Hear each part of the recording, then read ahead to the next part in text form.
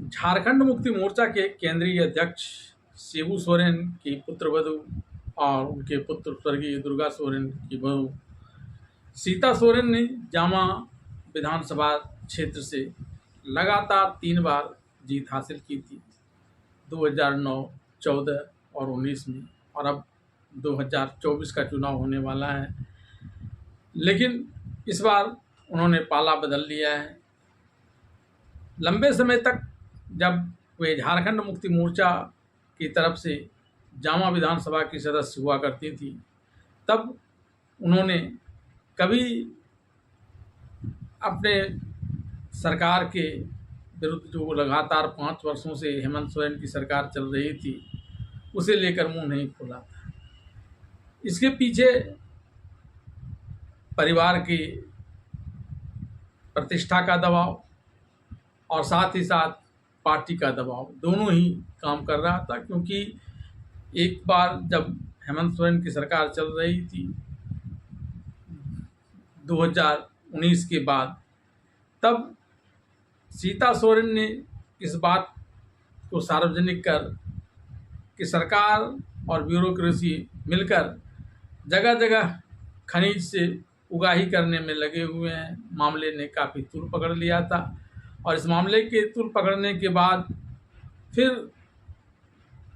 उनकी बोलती बंद हो गई थी। ऐसा समझा जा रहा था कि परिवार और पार्टी दोनों ने ही उनके ऊपर ज़बरदस्त दबाव बनाया और यही दबाव धीरे धीरे कुछ इस कदर बढ़ता चला गया कि सीता सोरेन झारखंड मुक्ति मोर्चा से छिटक कर मजबूरी में बीजेपी में आने की बात करने लगी और इस समय वे बीजेपी की सदस्य हैं।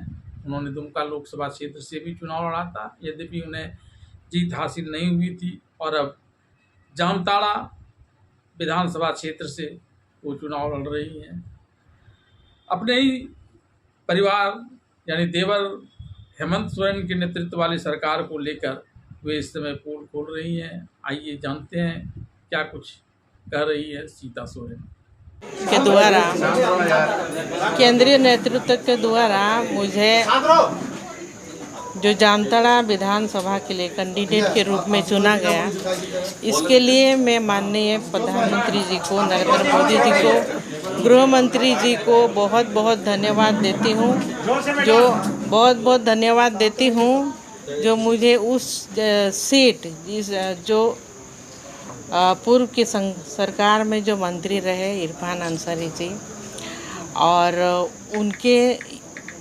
उनके अगेंस्ट में हमको खड़ा किए हैं, और मैं ज़रूर तैयार हुई हूँ। और जिस तरह से मेरे स्वर्गीय पति दुर्गा सोरेन जी का शुरुआत में सोच रहा कि झारखंड को एक ऐसा राज्य बनाने का जो सपना था, जो आज तक साकार नहीं हो पाया है, तो उस सपना को हमको साकार करना है। और आज एक सही जगह, हमको सही प्लेटफॉर्म मिल गई है, और भारतीय जनता पार्टी में ज्वाइन करने के बाद जो भी हमको केंद्रीय नेतृत्व हमको संभालने के लिए जिम्मेवारी देंगे, उसको हम संभालेंगे, निभाएंगे आने वाले दिनों में। और झारखंड को बदलाव की ज़रूरत है। आज का डेट में जो झारखंड जिस परिस्थिति से गुजर रही है, 24 साल पूरा होने के बाद भी झारखंड का दिशा बदला नहीं है, परिस्थिति वही है। तो झारखंड अलग राज्य का मकसद पूरा नहीं हो पाया है, और आपके जो सरकार चली, पूरा झारखंड के पब्लिक जाग चुके हैं और करारा जवाब देने वाले हैं। क्योंकि युवाओं के साथ एक बहुत बड़ा धोखा हुआ है। युवाओं के साथ पूरा 5 साल भर सरकार ने धोखा किए। जो वादे लेकर के आए थे और सरकार बनी थी कि 5 लाख युवाओं को नौकरी दिया जाएगा, और नौकरी नहीं तो बेरोजगारी भत्ता, नौकरी आप दिए नहीं, बेरोजगारी भत्ता भी आप दिए नहीं। तो ये युवाओं के साथ एक बहुत बड़ा धोखा हुआ है। सरकार ने छला युवाओं को, और युवा वर्ग पूरा आज के डेट में सड़क पर है।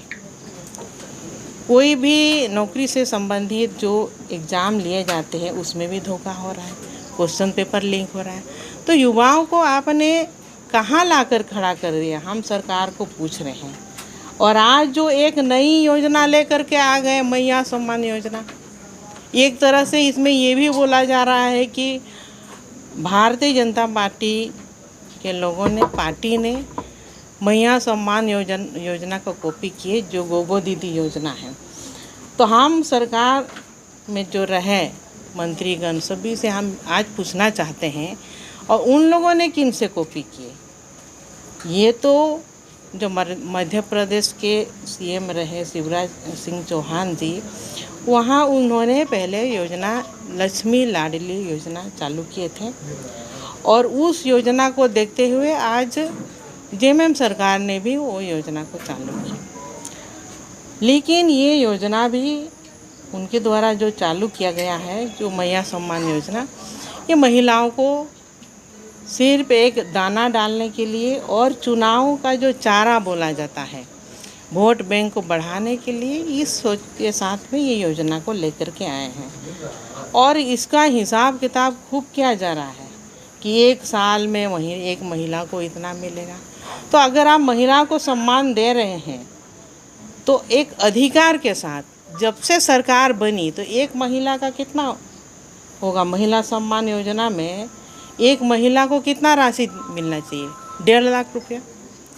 तो ये 1.5 लाख रुपया अगर एक महिला को दे दें, पूरा 5 साल जो सरकार चली, तो वो राशि जो उसको अधिकार के तहत मिलना चाहिए, तो हम भी सरकार को सपोर्ट करने के लिए तैयार हैं। नहीं, महिला को एक आप अच्छी सम्मान दे रहे हैं, लेकिन ये झूठा सम्मान नहीं चलने वाला है, क्योंकि जैसे ही दिसंबर महीना ख़त्म होगा, अब महिलाओं को कोई राशि मिलने वाला नहीं है, महिलाओं के खाते में जाने वाले नहीं है कोई राशि।